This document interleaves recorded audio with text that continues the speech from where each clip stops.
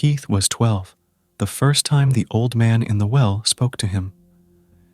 Keith was out playing after dark on the family's small farm near the well. The old well had beams supporting a rope and pulley with a bucket attached, even though Keith was told that well ran dry before he was born. Suddenly, he heard someone say his name in a slow, raspy voice. Keith whirled around and saw no one. A look of confusion spread across his face as he heard it again. "Keith." This time, it was said with more force and a bit louder. The voice sounded like one of the old farmers who liked to smoke, thought Keith. Looking down the well, Keith heard the same voice asking, "Have you got anything tasty?" Keith couldn't see anything past the first 12 or so feet down the well, even though it was a full moon. "Who are you? How'd you get down there?" Keith asked.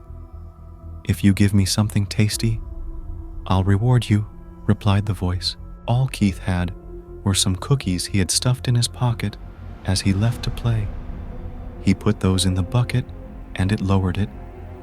He had lowered it nearly 40 feet and was literally at the end of his rope when he no longer felt the weight of the bucket on the rope. 20 seconds passed and he felt the weight of the bucket again and began to pull the bucket up. As he finished pulling the bucket up to the top, he heard the voice say, "No nice." Keith saw a reflection in the bucket and saw a rectangular piece of silver metal about the size of an army dog tag. It was completely flat and smooth. "Want fresh?" the voice said. Even though Keith tried to talk to the old man again, there was no response. Keith made up a story about where he found the metal and took it to his father, who took it into town and confirmed it was an ounce of pure silver. After that, Keith kept it a secret.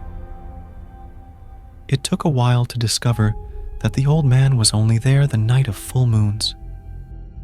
Keith quickly learned that only live things he put in the well would be rewarded, but only once for each item and once every full moon. So one of each kind of animal was lowered down the well and rewarded. Keith now had a cigar box, mostly full of silver pieces by the time he was 16, but had run out of different animals to get rewarded for. It was around this time that a local farmhand went missing.